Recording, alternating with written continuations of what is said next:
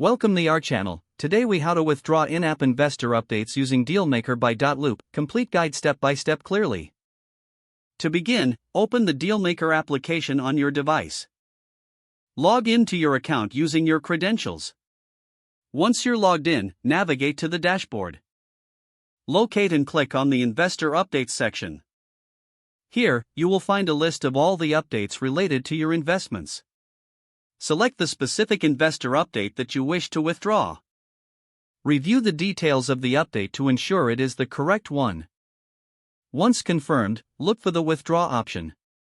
Click on the Withdraw button. A confirmation prompt will appear on your screen. Read the prompt carefully to understand the implications of withdrawing. If you choose to proceed, confirm your action by clicking Yes or Confirm. The update will then be officially marked as withdrawn. You may receive a notification confirming the withdrawal. Check the status of the update to ensure it reflects this change. If you have any issues, refer to the help section or contact customer support. Your withdrawal process is now complete. If the page does not load, refresh the browser or try again in a private or incognito window.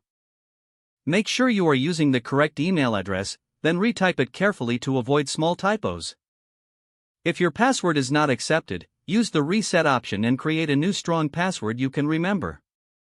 Check your spam folder for verification or security emails, then complete any requested confirmation steps. Enable two-factor authentication if available to improve account security and reduce unauthorized access risk.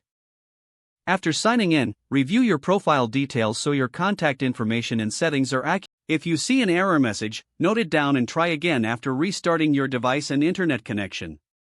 Log out when you finish, especially on shared devices, to keep your account and payment information secure.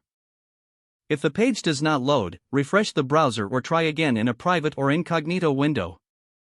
Make sure you are using the correct email address, then retype it carefully to avoid small typos. If your password is not accepted, use the reset option and create a new strong password you can remember. Check your spam folder for verification or security emails, then complete any requested confirmation steps. Don't forget to like this video and subscribe to our channel for more step-by-step tech guides.